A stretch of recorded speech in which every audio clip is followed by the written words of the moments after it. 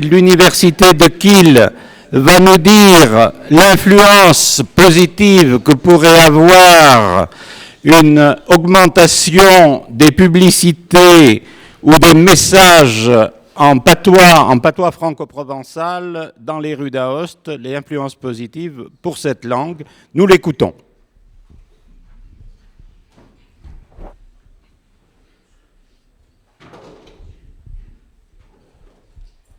Bonjour à tout le monde.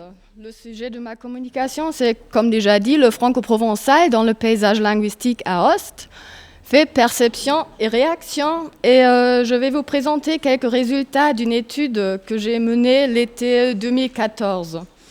Mais tout d'abord, je commence par une définition du paysage linguistique. Ici, vous voyez déjà quelques exemples.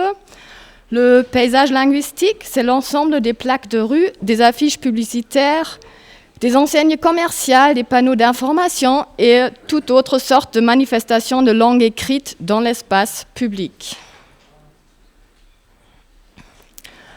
Le paysage linguistique est en lien direct avec la vitalité ethnolinguistique qui influence la capacité d'une communauté linguistique à survivre, c'est-à-dire à agir activement comme entité collective au sein d'une société multilingue. La répartition des langues dans le paysage linguistique dévoile à l'observateur de nombreuses informations sur la situation sociolinguistique d'un lieu. La mesure dans laquelle une langue est présente sur les panneaux et les enseignes atteste de la valeur démographique, politique, économique et culturelle accordée à la langue. Et de là résulte une forte ou faible vitalité ethnolinguistique qui, par exemple, encourage ou décourage les locuteurs d'une communauté linguistique minoritaire dans la volonté de transmettre la langue en question à leurs enfants et aussi dans la volonté de faire apparaître la langue dans l'espace public, en sorte qu'il y a une interdépendance entre vitalité ethnolinguistique et le paysage linguistique. Landry et Bourri ont découvert que la présence ostentatoire d'une langue favorise son emploi, tandis que l'absence diminue la disposition à utiliser la langue dans un endroit, indépendamment de la vitalité réelle. Ainsi, le paysage linguistique constitue un moyen par lequel il est possible de revitaliser une langue minoritaire telle que le franco-provençal. J'ai mené l'enquête sur la place Émile Chanoux, où, dans une première étape, j'ai pris en photo tous les éléments du paysage linguistique de la place centrale à Aoste. Dans un deuxième temps, j'ai réalisé des interviews avec un échantillon de 12 passants pour enregistrer leurs opinions sur la répartition des langues dans le paysage linguistique et pour évaluer leur degré d'attention qu'ils dédient aux manifestations écrites. Le jour de l'enquête, le paysage linguistique de la place Chanoux se constituait de 342 éléments, dont seulement 8 éléments, soit 2%, contenaient le franco-provençal. La présence du patois était donc assez marginale, tandis que la place était fortement dominée par l'italien, l'anglais et le français. Face à l'importance du franco-provençal pour l'identité valdôtaine, la langue semble être sous-représentée dans le corpus. Il ne s'agit cependant pas de 8 panneaux différents, mais un élément était 5 fois présent, c'est-à-dire qu'aux 8 panneaux ne correspondent que 4 auteurs différents. Les auteurs ont en commun qu'ils font partie d'une entreprise ou d'une organisation avec siège social dans la région. Le premier panneau, celui-là, est 5 fois présent. Et ce panneau-là représente déjà un cas discutable parce que le seul mot franco-provençal est le nom de famille des entrepreneurs. Je l'ai quand même compté. Parmi les éléments franco-provençaux parce qu'il s'agit d'un choix conscient de la part des gérants de nommer leur service du nom de famille pour se montrer à la fois personnellement disponible et lié à la région. Il aurait été bien possible de désigner le service autrement.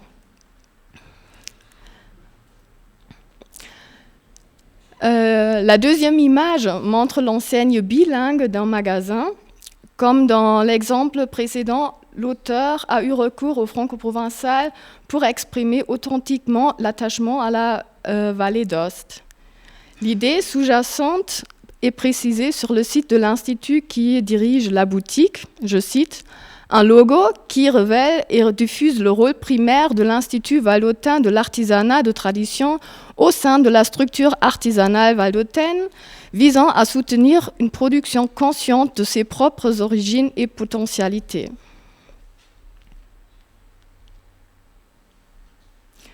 La troisième photo, la plaque du service de logement, montre à la fois l'attachement à la région et de plus, les mots franco-provençaux connotent un certain exotisme pour les touristes qui souvent ne sont pas familiers de la situation linguistique valdotaine.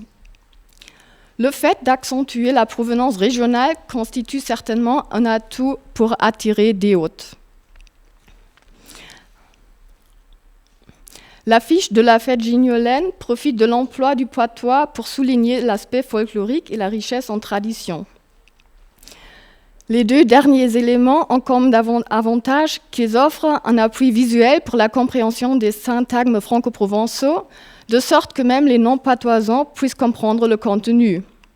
Le positionnement du mont de l'hébergement au-dessous du toit et de la fenêtre aide les lecteurs sensibles à décoder la signification grenier, et la mise en relief graphique du pile lavage sur l'affiche fait allusion au produit de charcuterie qui est au centre de la fête. Même si la présence du franco-provençal dans le paysage linguistique est quantitativement marginale, l'analyse qualitative montre que la langue remplit une fonction clairement définie dans les 4 cas.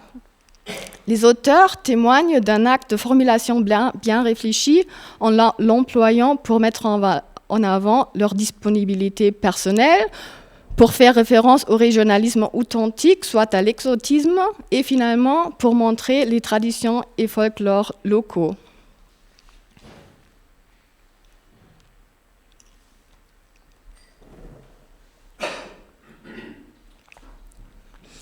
Malgré les avantages, ce dont la langue profite, elle est utilisée assez rarement pour plusieurs raisons. Il y a 3 principes qui conditionnent le choix des langues dans le paysage linguistique. Je me réfère à Spolsky et Cooper. Premier principe, les auteurs écrivent les textes dans les langues qu'ils connaissent. Seulement parce qu'il s'agit d'un lieu en vallée d'Ost, cela ne veut pas dire forcément que les panneaux et les enseignes sont issus des auteurs valdotins. Les auteurs des écrits peuvent faire partie d'une entreprise nationale ou internationale avec siège social hors de la région et, en conséquence, il est très improbable qu'ils sachent parler en patois valdotin. Seuls les auteurs locaux sont en mesure de disposer d'une compétence suffisante, mais ce n'est pas nécessairement le cas puisque le nombre des locuteurs est plus ou moins en recul depuis l'unification italienne. Pourtant, il n'est pas seulement question de savoir parler la langue, mais aussi de savoir l'écrire. Selon l'étude de la Fondation Émile Chanoux, à peine 7% indiquent être en mesure d'écrire le franco-provençal bien ou assez bien. Par manque d'habitude, la difficulté du choix d'une graphie peut causer des incertitudes d'orthographe tellement graves qu'elles empêchent complètement un individu de s'exprimer à l'écrit. Outre la propre compétence langagière, les auteurs doivent tenir compte des langues connues par les passants qui fréquentent le lieu. Deuxième principe, les auteurs choisissent des langues dont ils croient que les lecteurs maîtrisent la lecture. Si les auteurs veulent que si le message de leur texte atteigne un vaste groupe cible, il vaut mieux recourir à des langues dont personne n'a des difficultés de compréhension. Les auteurs qui agissent dans la plus grande zone urbaine de la vallée d'Ost sont évidemment d'avis que, notamment l'emploi de l'italien et de l'anglais aboutit à ce que l'objectif communicatif soit obtenu. La langue nationale et la langue de portée internationale constituent les deux langues les plus fréquentes sur la place Émile Chanoux et reflètent l'intersection commune des compétences langagières tant de la population autochtone que des touristes. Les auteurs qui seraient susceptibles d'écrire en franco-provençal et tout de même ne le font pas sont probablement conscients du fait qu'ils s'adresseraient à une cible de nombre limité, étant donné que la diffusion des connaissances des parlers valdôtains est plus faible comparée aux langues officielles. Au cas où ils voudraient s'adresser à un public franco-provençal, ils se posent encore une autre question. Comment peut-on respecter la diversité dialectale pour toucher la clientèle ? Le manque d'une koiné franco-provençale rend plus difficile d'aborder les patoisans en tant que collectif. Le choix d'une écriture phonétique ne peut pas s'empêcher d'être dépourvu d'un certain coloris local. Et tant que le long débat savant autour d'une orthographe commune ne sera pas encore arrivé à une fin, les auteurs doivent se débrouiller seuls avec le choix entre les graphies de type phonétique ou morphologique et étymologique. Le troisième principe se réfère à la personnalité d'un auteur ou à la philosophie d'une entreprise. Les auteurs préfèrent écrire dans les langues avec lesquelles ils veulent s'identifier. D'une part, il est à la mode de se montrer intéressé par le monde entier, ce qui se manifeste du point de vue linguistique de manière contradictoire, souvent par l'emploi d'une seule langue, l'anglais. D'autre part, la mondialisation incite les gens à se souvenir de leurs origines, dont la conservation est ressentie comme importante pour ne pas abandonner la propre culture. En Vallée d'Ost, le sentiment identitaire est très fort. La grande majorité se considère absolument valdôtain avant d'être italien ou européen, selon Josserand 2004. Il n'en résulte cependant pas l'usage ostentatoire du franco-provençal dans l'espace public. Comme les auteurs et les lecteurs des écrits ne se rencontrent en général jamais, leur relation est caractérisée par l'anonymat, ce qui détermine le choix de langue. Ces conditions de communication ne sont pas favorables à ce que les auteurs se révèlent locuteurs de franco-provençal. Du coup, les auteurs du paysage linguistique se trouvent devant de multiples hésitations s'ils prennent en considération de transmettre leur message en franco-provençal. La compétence langagière des auteurs et des lecteurs, les problèmes de graphie, l'aptitude du patois à la situation communicative, ainsi que les attitudes linguistiques des auteurs ne privilégient pas l'emploi écrit du patois dans l'espace public, et c'est pourquoi les auteurs oublient souvent ces qualités.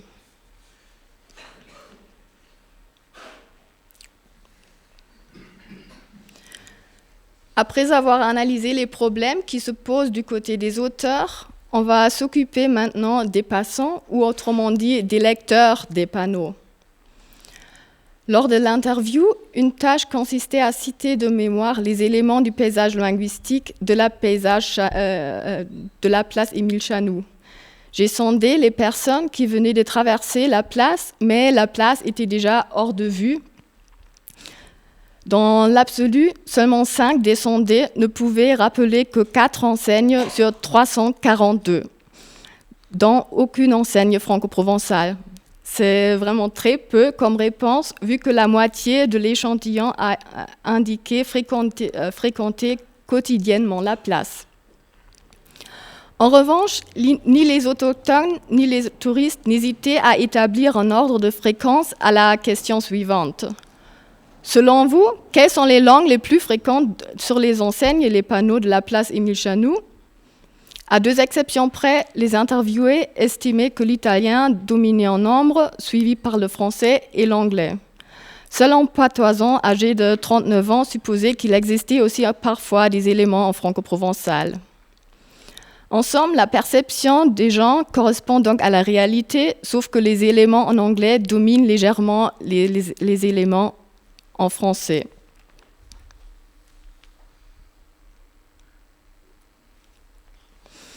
Maintenant, on va regarder de plus près les réponses des 2 patoisans de l'échantillon à la question Sur la place Émile Chanoux, il vous manque des langues ou désirez-vous en voir une de plus ou de moins? Le sondé, déjà mentionné, un valdotin trilingue de 39 ans, a répondu « Si on décide de vivre sa vie en italien en Val d'Aoste, on peut le faire tranquillement. Si on décide de le faire en français, il y a pas mal de choses qui manquent en général. Et si on décide de le faire en patois du point de vue oral, on pourrait le faire. Au niveau de l'écrit, je ne sais pas, il y a rien presque. Mais ce n'est pas un bon avis peut-être. » Il faut ajouter que le sondé s'engage dans la vie privée pour le patois. Toutefois, il ne se montre pas très convaincu de vouloir voir plus d'éléments en patois dans le paysage linguistique.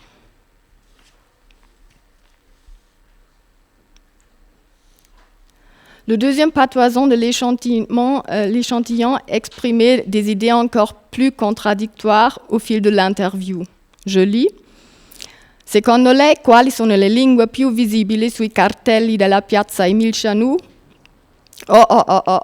L'italiano sicuramente, e dopo peut-être un peu de français e moins anglais. Le mancano delle lingue o vuole vederne una di più o di meno sui cartelli? Non mi manca particolarmente niente, sono contento dell'italiano, sono contento del francese. Il franco-provenzale lo parlano solo i poveretti perché il francese è della classe dell'alta borghesia. Et puis, un peu plus tard, quali lingue e dialetti o patois parla con fluidità? Francese, italiano, un po' latino e patois certamente, è una cosa che mi piace. D'une part, le locuteur déclare bien aimer parler le patois, mais de l'autre, il en médit l'emploi parce que, selon lui, c'est un parler d'une basse classe sociale à laquelle il soutient ne pas appartenir. Il n'est pas hors du commun qu'une seule et même attitude linguistique se manifeste dans des remarques de contenu inconciliables ou dans un comportement langagier opposé à l'énoncé. Le grand décalage entre les informations données par la personne est probablement dû au fait qu'il a passé sa jeunesse en patois pendant que beaucoup de gens abandonnaient la vie agro-pastorale pour s'orienter vers les centres urbains, d'où l'italien a obtenu une connotation très positive de modernité, tandis que le franco-provençal demeurait attaché à la ruralité. Seulement, au fil des décennies après la naissance du sondé, de nombreuses initiatives pour la valorisation du patois ont été démarrées qui pourraient avoir contribué à l'attitude moins négative du quadragénaire interviewé qui appartient déjà à la génération suivante. Il semble qu'actuellement, les patoisans manquent encore d'une confiance en eux en ce qui concerne l'emploi de la langue dans l'espace public, autant au niveau de l'écrit qu'oralement vis-à-vis d'interlocuteurs non familiers.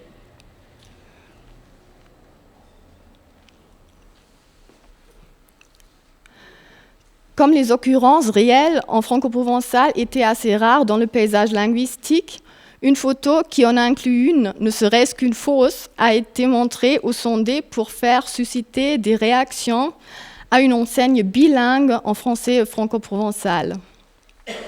Afin d'évaluer le degré d'attention qu'un tel écrit attire, les enquêtés n'étaient pas au courant qu'il s'agissait d'une étude linguistique. Au début de l'interview, ils ont été priés de participer à une expérimentation de perception. La première tâche consistait à décrire une photographie d'un magasin prise dans la zone piétonne d'Aoste. Et voilà l'extrait principal. Dans une deuxième étape, il était question de découvrir les différences dans une photo ressemblante à première vue. La deuxième image, à droite, présente deux modifications, à savoir deux écrits ont été traduits, dont celle en haut en franco-provençal. L'inscription « Maison feta l'an 1945 » représente la graphie proposée par une femme septuagénaire originaire de Nusse, qui d'abord a refusé d'écrire en patois. J'ai choisi cette graphie individuelle afin de pouvoir entrer en discussion sur les problèmes d'orthographe du franco-provençal. En général, les participants à l'expérimentation ne prêtaient pas beaucoup d'attention aux langues présentes sur les photographies. Le contenu des écrits était plus important que la langue qui transmettait le contenu, en sorte que peu de personnes ont remarqué les mots traduits. Au total, 4 interviewés sur 12 ont repéré la modification en haut de la photo. De non-patoisans ont remarqué cette modification, mais ils n'ont pas dit en quoi consistait la différence. Seuls les locuteurs de franco-provençal ont précisé cette différence. Ils ont lu l'écrit à haute voix et se montraient visiblement heureux, voire orgueilleux en prononçant les mots. Le premier a dit « C'est très joli comme tu as écrit le patois, mais ils ont fait ta langue, me le 845. Je peux déjà dire que ce n'est pas en braille. Ce n'est pas la graphie braille parce que si tu avais utilisé la graphie braille, il fallait mettre un Z là, mais c'est, disons, style Serlogne, style Serlogne-Chenal-Vautrin. » Évidemment, le sondé a pensé que la traduction était issue de ma plume, mais au niveau de la graphie, ça ne ferait pas beaucoup de différence s'il s'agissait d'une tentative d'écriture d'un patoisan manquant d'expérience ou d'un débutant en langue étrangère.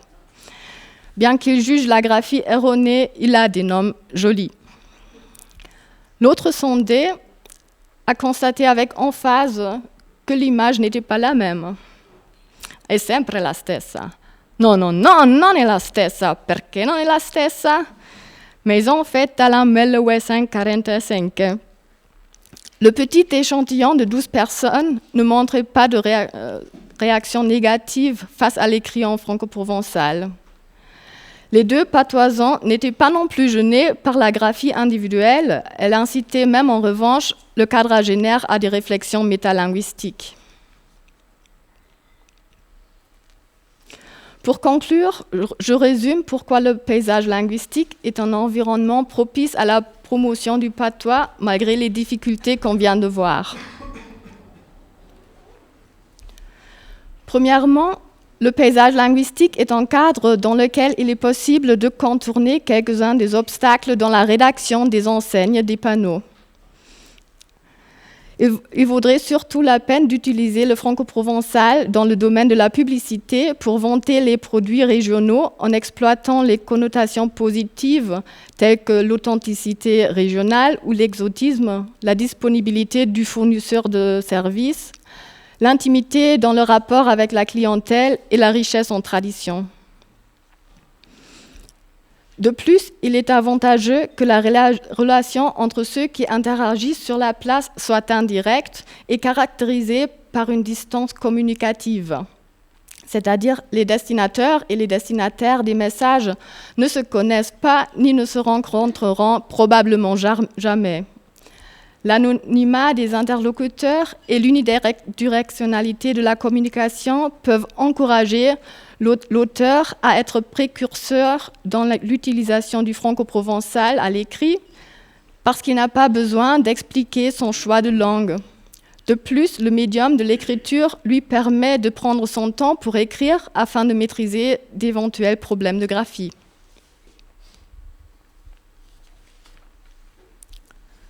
Deuxièmement, les mêmes conditions avantageuses sont valables pour la lecture des éléments du paysage linguistique.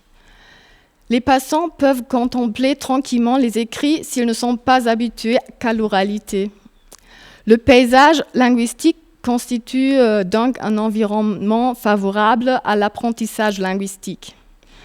La présence du franco-provençal dans l'espace public offre l'opportunité aux nouveaux patoisans de pratiquer de manière passive la langue parce qu'une compétence moins élevée est suffisante pour comprendre un texte. Contrairement aux soucis des auteurs, l'intercompréhension entre les langues romanes permet que les textes franco-provençaux ne perdent pas considérablement en profondeur de contenu et qu'ils touchent un vaste groupe cible. Également, l'augmentation des éléments en franco-provençal pourrait aider à révéler aux concitoyens italiens d'autres régions et aux touristes que l'emploi de la langue minoritaire constitue une partie importante de l'identité valdôtaine. Une présence plus visible du franco-provençal dans le paysage linguistique pourrait avoir des effets positifs, notamment pour les membres même de la communauté linguistique. Le morcellement social du groupe causé par la diversité dialectale, comme le dit Jablonka 1997, se réduirait car l'emploi sous forme écrite dans l'espace public aiderait les interlocuteurs à surmonter les inhibitions d'adresser la parole aux inconnus en patois.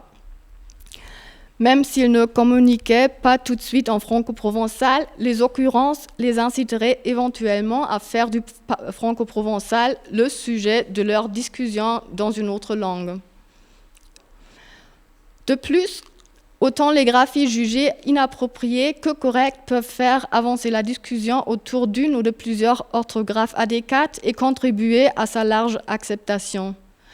Les réactions exemplaires suggèrent que l'insertion du franco-provençal dans le paysage linguistique constitue une possibilité réalisable qui puisse mener peu à peu à une attitude plus positive des locuteurs, d'où résultera au fil du temps une vitalité ethnolinguistique renforcée.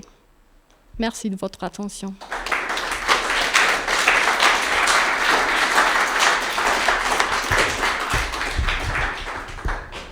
Bien, je remercie Anja pour cette magnifique communication. Je crois qu'effectivement, elle pose un problème intéressant. La valorisation du franco-provençal par le tourisme, par tout ce qui relève de l'économie, je crois que nous avons beaucoup de progrès à faire dans ce sens-là. Je pense que sa communication a suscité chez vous un certain nombre de questions. Nous avons 5 minutes. Allez-y.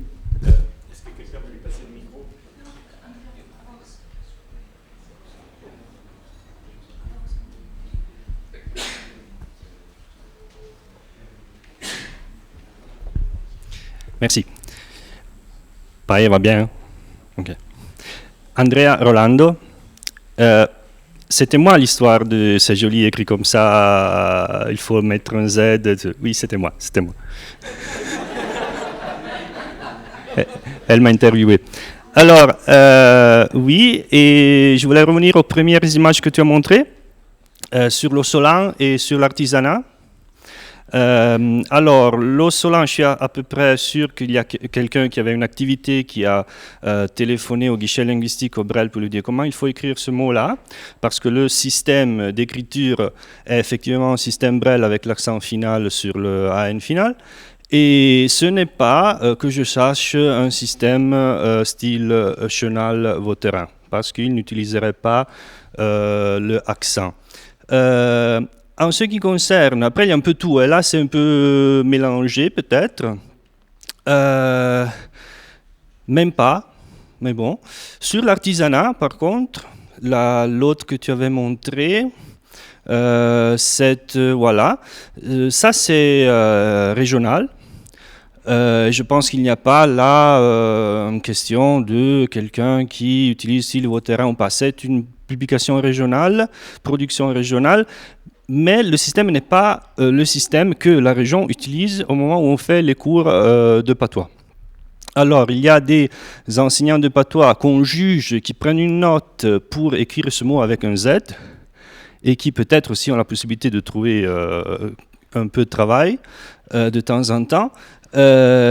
Surtout de temps en temps. Mais bon, mais là, la même région utilise un système qui a une philosophie différente pour un mot que dans la situation, disons, enseignement, école populaire de patois, il faudrait utiliser avec un Z. Alors il y a un peu, à mon avis, quelque chose qu'il faudrait un peu remettre en place et peut-être de notre part s'adapter, dire ou peut-être on a fait une bêtise, ou peut-être réfléchir et revenir à S intervocalique, peut-être dire faire une distinction entre ceux qui se poser la question, ceux qui effectivement écrire en patois, ce qui est une transcription très simplifiée, qui peut être celle du Brel, et d'autres choses qu'on pourrait penser, imaginer. Voilà, c'était seulement ça. C'est joli comme tu as écrit. Vous voulez ajouter quelque chose, non? Oui. Allez.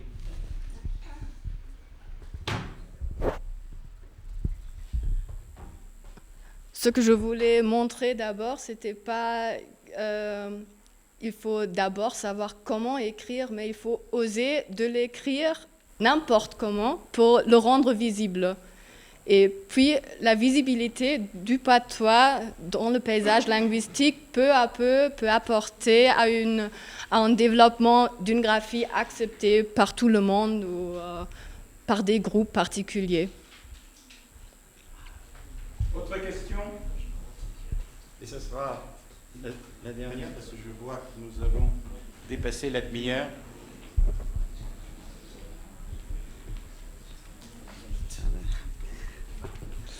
Bonjour, donc Bénédicte Pivot. Je trouve cette présentation très intéressante parce qu'elle me rappelle la situation que moi je qualifie de post-vernaculaire d'une langue, où ici, finalement, ce qui me semble intéressant dans ces exemples, c'est que le paysage linguistique permet de montrer davantage la langue que la façon d'écrire la langue, et que le rôle de l'écrit n'est pas tant de transmettre le message contenu dans le mot, mais de transmettre, comme vous l'avez dit aussi, le message que la langue existe, et que le fait, après, peut-être du choix graphique est probablement accessoire ou non pas anecdotique, parce qu'il est, on le sait tous éminemment, empreint de conflits et de représentations idéologiques, mais c'est peut-être pas la démarche première, et alors que la fonction première là, c'est pas écrit ni en français, c'est pas écrit en italien, c'est pas écrit en allemand, c'est pas écrit en anglais. Donc en quoi c'est écrit? Et c'est écrit en patois. Et cette visibilité passe aussi par le fait que c'est écrit en patois, et peu importe la graphie qui est utilisée. Voilà. Donc merci pour cet exemple.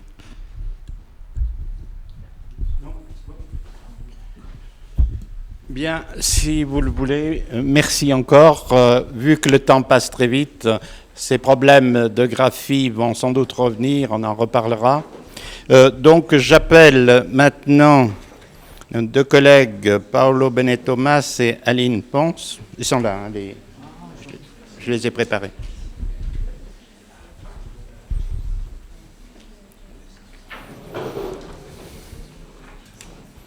Donc, deux collègues qui sont doctorants à l'université de Turin vont nous parler du franco-provençal en Piémont, et si j'ai bien compris ce qu'ils ont l'intention de nous dire, ils veulent faire une comparaison entre ce qui se fait sur l'occitan en Piémont et le franco-provençal.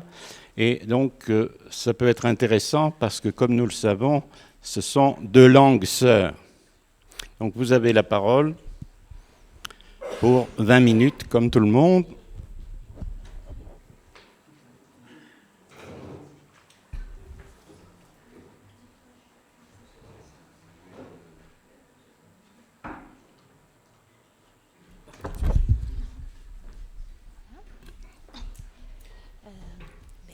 Buongiorno a tutti e a tutte.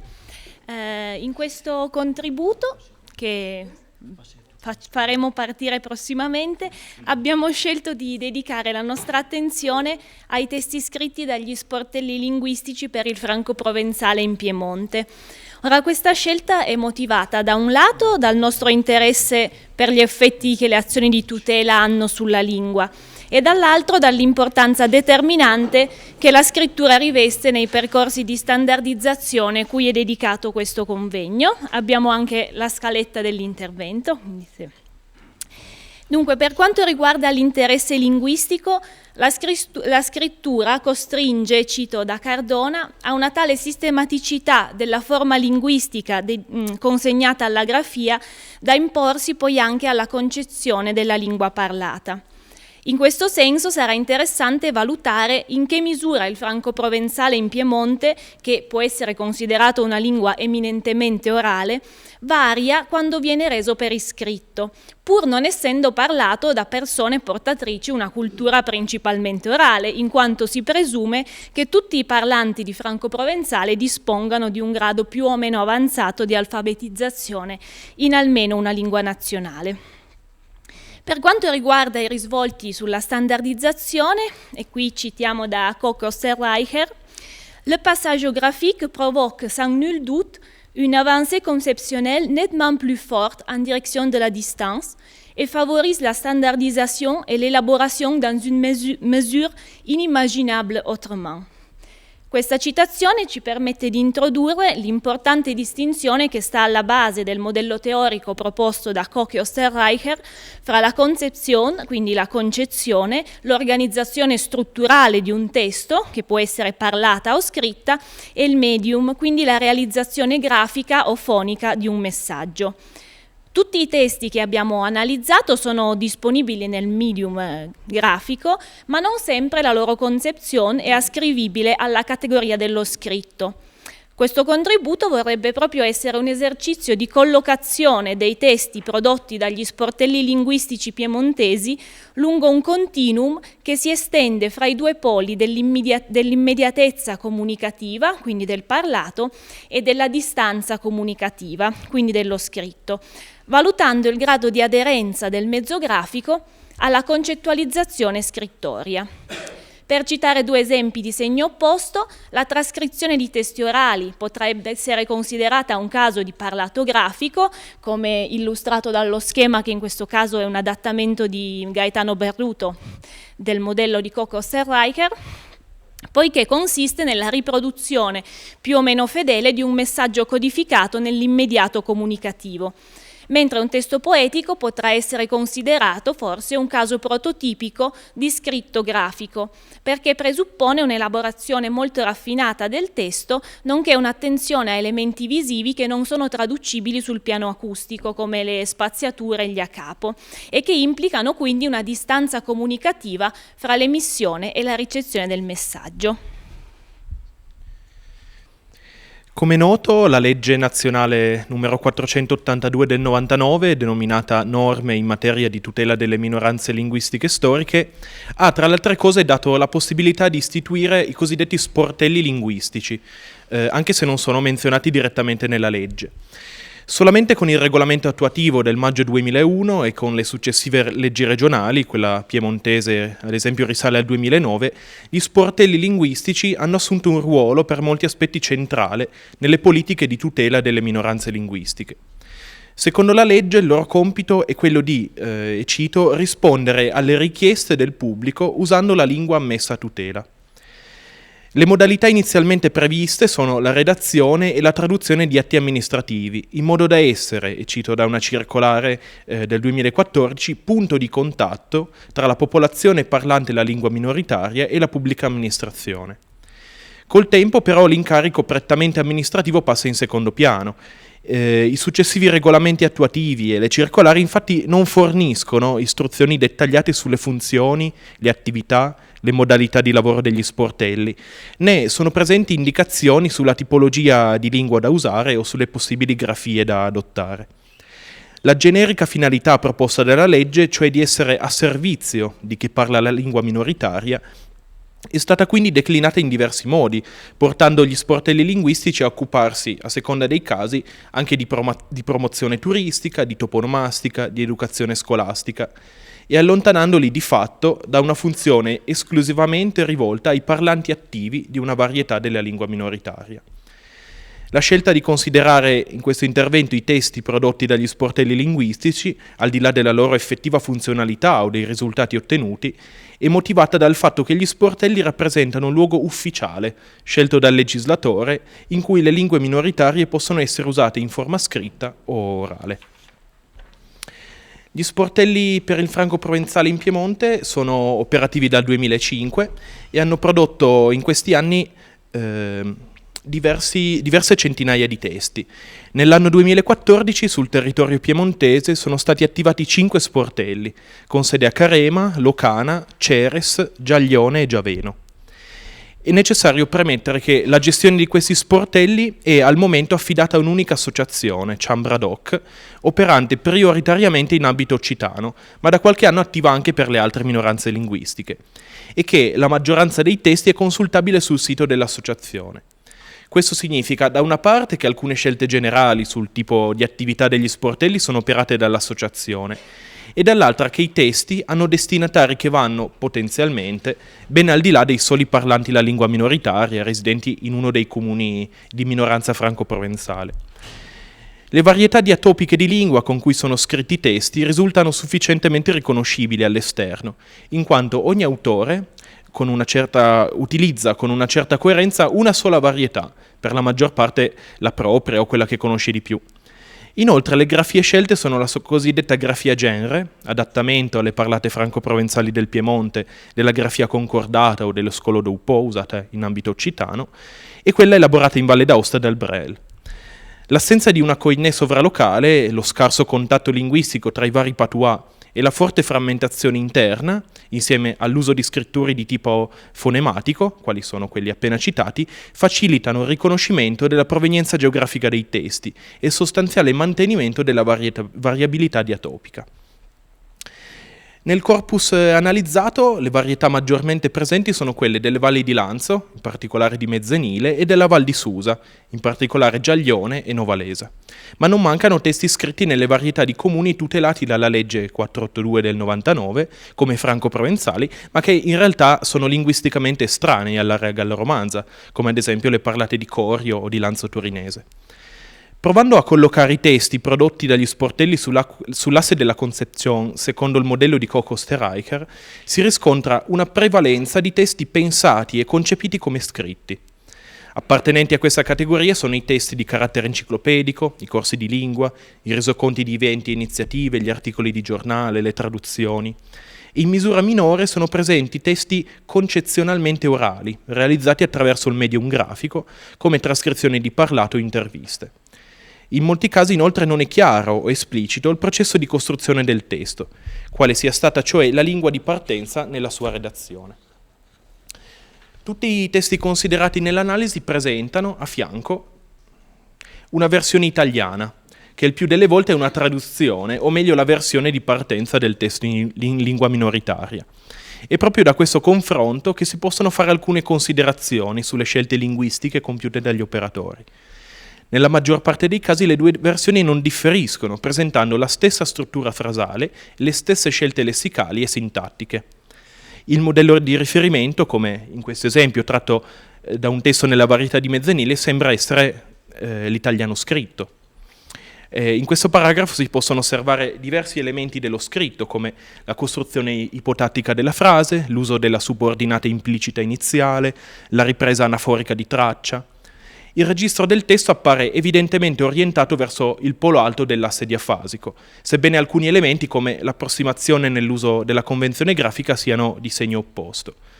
A fianco di questi tratti ci sono però tentativi di distanziazione tra le due versioni, dove il testo franco-provenzale semplifica alcuni sintagmi complessi dell'italiano avvicinandoli all'oralità, come «cus stai occupaie», che sono state occupate, o «trasse cus trevont più ed out», tracce che si trovano più che altro.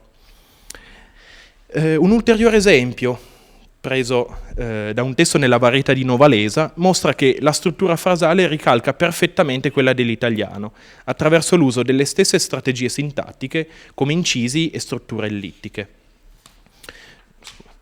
Tuttavia, a fianco di questo modello concezionalmente scritto, si trovano occasionalmente elementi che differenziano il testo italiano da quello in lingua minoritaria, avvicinando il franco-provenzale al suo status di lingua prevalentemente orale, piemontese. Ne è un esempio l'aggiunta di alcune espressioni colloquiali assenti nella versione italiana, in questo caso, oppure la trasposizione in patois di espressioni connotate in senso informale già in italiano, anche se in un amen, ad esempio, con il senso di in un attimo è presente in entrambi i codici. Questo tipo di inserzioni è tuttavia minoritario all'interno del corpus e relegato a testi dal carattere per lo più informali, come resoconti di esperienze o racconti. Un aspetto che caratterizza la lingua di questi testi è la scarsa variabilità interna. Le parlate franco-provenzali del Piemonte, come la maggior parte delle lingue minoritarie, presentano un forte grado di interferenza con gli altri codici del repertorio. Sono tuttavia rari, anche nel parlato trascritto, i fenomeni di contatto con il piemontese, ritenuto spesso codice minacciante per le varietà franco-provenzali. Poco frequenti sono infatti i prestiti lessicali, Cioè, un esempio è il termine cita, piccola, invece della forma locale chitiva, mentre sono quasi del tutto assenti le interferenze fonetiche o morfologiche, presenti nella lingua orale ma normalizzate nella trascrizione grafica. Ad esempio la realizzazione piemontesizzante o forse italianizzante di alcuni fonemi, ad esempio la dentale intervocalica valsusina, realizzata, l'ho pronunciato non precisamente, realizzata come R. Un altro elemento utile per valutare l'immediatezza o la distanza comunicativa in un testo sono le scelte lessicali. Nei testi in questione i neologismi, formati con materiale endemico, sono sostanzialmente assenti. Eccezioni possono essere il termine amasazzo, per ritrovo, e teilaragni, per internet. Così come sono rari i calchi strutturali di composizione creati ex novo. 2 casi sono denado sacapon, pranzo al sacco, e codice de la vie, codice della strada, anche se quest'ultimo solo parziale. Questi ultimi, tra i procedimenti di formazione del lessico, sono meno usati dai parlanti nelle situazioni comunicative poco controllate, perché presuppongono un grado maggiore di riflessione metalinguistica. L'assenza di questi processi, tuttavia, non modifica di molto l'orientamento verso il concezionalmente scritto dei testi in questione. Ne sono un esempio le forme che ricalcano strutture o fraseologie tipiche dell'italiano scritto. Esempi sono întinând in considerazione, tenendo in considerazione, meno suggeta, meno soggetta, ligi diuretic, per leggero diuretico, la passaia attività mineraria, la passata attività mineraria, gro probabile una ripresa, molto probabile una ripresa, la perdua parrocchiale, la perduta parrocchiale. In questi casi fenomeni come l'ordine marcato delle parole, ad esempio la posizione prenominale dell'aggettivo qualificativo, sono tratti assimilabili a un registro formale scritto dell'italiano. La costruzione artificiosa di questi sintagmi è segnale di un'elaborazione del testo fortemente debitrice all'italiano. Dietro questa tipologia di testi, che, in quanto pensati concettualmente come scritti, hanno come modello l'italiano, si legge l'intenzione a usare il franco-provenzale de façon forcée, come dice Blanchet, cioè in domini non usuali e con un forte valore simbolico. La scrittura del franco-provenzale, codice prevalentemente orale e, almeno in Piemonte, lingua in pericolo e in declino, come scrivono Regis e Rivoira, è una strategia di pianificazione linguistica che, seguendo Berruto, accetta la riduzione degli ambiti tradizionali, ma crea e promuove nel contempo nuovi ambiti, in una scelta orientata soprattutto verso il potenziamento delle politiche di corpus planning, ovviamente non disgiunte da provvedimenti relativi allo status planning. I testi analizzati presentano spesso caratteristiche omogenee. Da un testo italiano tradotto si arriva infatti a un sistema linguistico molto italianizzato, sia nel lessico sia nelle strutture, e per molti aspetti accessibile anche per un italofono. Questo aspetto denota un allargamento dei domini d'uso del franco-provenzale, ma soprattutto un mutato atteggiamento nei confronti del codice minoritario, che si vorrebbe diventasse potenziale concorrente dell'italiano. Da questi esempi ci sembra emergere come ulteriore criterio da considerare nell'analisi dei testi scritti in lingua minoritaria la lingua in cui il testo è stato originariamente concepito. In questo senso abbiamo ritenuto di indagare attraverso un questionario telematico che abbiamo proposto agli operatori degli sportelli linguistici la misura in cui i testi che producevano fossero composizioni originali o invece traduzioni di brani scritti in altre lingue o ancora trascrizioni di parlato. E sulla slide riportiamo le risposte che sono state fornite dagli sportellisti per il franco-provenzale. Infatti l'indagine era estesa a tutti gli operatori piemontesi degli sportelli linguistici, che per ogni domanda potevano selezionare una risposta a scelta fra mai, quasi mai, talvolta, di frequente o molto spesso. I risultati di queste autodichiarazioni, che sono relative al 2014, fanno emergere come, pur a fronte di un'attività scrittoria dichiarata piuttosto intensa, la maggior parte dei testi prodotti derivino dalla trascrizione di discorsi orali, mentre solo in misura episodica gli sportellisti per il franco-provenzale compongano testi originali o traducano brani di altre lingue.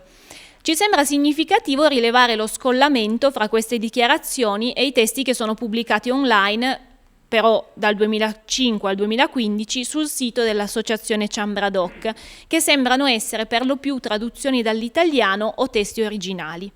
È probabile che le trascrizioni di parlato, che sono diafasicamente ascrivibili a un registro più basso, vengano usate per finalità più legate alla conservazione e meno alla promozione della lingua e che dunque non trovino spazio sul sito. Sarà interessante a questo punto dell'esposizione tentare un rapido confronto con la vicina produzione scrittoria degli sportelli linguistici per la lingua occitana, che presenta un ventaglio più ampio di soluzioni. Partendo dal polo dell'immediatezza comunicativa, possiamo citare i testi raccolti sul sito coltivareparole.it, che è curato dagli sportelli linguistici di Pomaretto e Ruhr. Si tratta, nella maggior parte dei casi, di trascrizioni di brani di parlato, talvolta accompagnate dalla registrazione dell'intervista da cui sono tratti. Quindi anche nei casi in cui l'aderenza del testo scritto a un brano di parlato è resa esplicita dalla presenza dell'audio della registrazione, che qui è trascritto in IPA, è possibile notare alcuni elementi che si distanziano dalla realizzazione orale, che solo in parte sono dovuti all'uso di una grafia fonematica e non fonetica.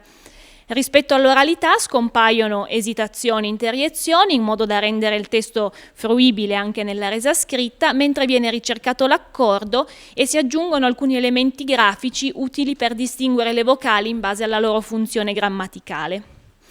In una posizione intermedia fra il polo dell'immediatezza e quello della distanza potremmo situare altri due testi, l'uno firmato dallo sportellista di Pragelato tratto dalla rivista La Beidana e l'altro proveniente dalle Novas d'Occitania, che ci avvicinano per la varietà, perché il Prazalenc ha alcuni tratti in comune con i Patois Valsusini, o per il supporto, quindi il sito di Chambradoc, ai testi che abbiamo analizzato per il franco-provenzale. Una prima evidente differenza che suggerisce di situare il testo della Beidana in una posizione più prossima all'immediatezza rispetto al testo delle Novas è la scelta della grafia. Nel primo caso l'autore fa uso della cosiddetta grafia concordata, che è sostanzialmente corrispondente alla grafia genere, con l'aggiunta di alcune raffinatezze di notazione fonetica, mentre nel secondo caso si ricorre alla grafia cosiddetta normalizzata, che è un adattamento all'occitano alpino della grafia classica promossa dall'Institut d'études occitanes di Tolosa, che ricerca l'unità diasistemica proponendo delle soluzioni orientate in senso etimologico. Ma l'aderenza alla concettualizzazione orale non si ferma, nel caso del pragelatese, alla scelta di una grafia che restituisca le specificità della varietà locale. Alcune soluzioni rimandano a stilemi che potremmo ricondurre alla narrazione orale, come l'interrogativa narrativa, perché la viove un vegliom, alla reduplicazione espressiva, taglio vit, in questo caso la reduplicazione dell'aggettivo è anche una modalità per formare il superlativo assoluto. Il testo tratto dalle Novas, quindi è probabilmente invece una traduzione, lo è dichiaratamente almeno per quanto riguarda le citazioni letterali, del testo italiano che viene esposto a fianco, e l'impressione è quella di un testo concettualmente nato nella dimensione della distanza comunicativa, che fa propria la sintassi della prosa italiana senza inserirvi elementi spiccatamente dialettali che garantirebbero una migliore aderenza al parlato, con alcune eccezioni, per esempio un fin finale per alla fine. Citiamo in questo senso alcuni calchi di scritture sintattiche italiane come «Autre che bautis de plastica», «Altro che scivoli di plastica», «Sun mai d'un», «Sono più di uno». I tre esempi citati suggeriscono una maggior variazione sull'asse della diafasia per quanto riguarda i testi prodotti dagli sportelli linguistici per l'occitano.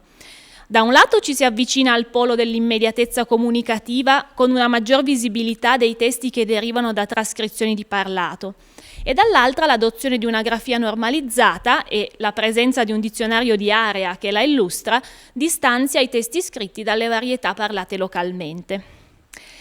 Quindi il modello teorico di Koch-Osterreicher, cui abbiamo fatto riferimento per l'analisi dei testi prodotti dagli sportelli linguistici, è stato concepito per la descrizione della variazione diafasica intralinguistica. Potrebbe essere utile per lo studio dei testi prodotti in lingua minoritaria chiedersi se la concezione del testo avvenga direttamente nella lingua minoritaria o se vi sia invece la mediazione della lingua tetto, e in particolare della lingua che offre una copertura sociale, quindi lingua delle istituzioni dell'insegnamento, seguendo la definizione di Regis 2013. Se nel caso di trascrizioni di brani di parlato questa mediazione si limita ai fenomeni normali di contatto linguistico presenti in repertori complessi, come sono quelli delle vallate del Piemonte, molti testi che si collocano verso il polo alto della distanza comunicativa, quindi, attingono a strutture della lingua italiana, quando non sono vere e proprie traduzioni letterali. Quindi, in conclusione, potremmo ricordare che storicamente, forse possiamo dire naturalmente, il processo che ha portato le lingue a sviluppare un sistema complesso di scrittura capace di incidere sulla riflessione metalinguistica e sulla struttura profonda della lingua stessa ha richiesto lunghi periodi di adattamento e accettazione. Il caso del franco-provenzale in Piemonte è a nostro avviso molto interessante perché a seguito delle politiche di tutela il numero di testi scritti è cresciuto molto rapidamente, ma la concezione scritta di questi testi risulta piuttosto dipendente dall'italiano. L'impressione è che il passaggio dall'orale allo scritto si sia compiuto essenzialmente a livello mediale, mentre per quanto riguarda i livelli più formali della diafasia, la lingua di minoranza presenta ancora un grado notevole di eteronomia, sia per quanto riguarda la fraseologia, sia per quanto riguarda la creazione lessicale. Un'interessante cerniera tra il livello mediale e quello concettuale è rappresentata dalla scelta della grafia, che, come si è visto per il caso dell'occitano, determina anche un orientamento tendenziale nei confronti dell'uno o dell'altro polo. Grazie.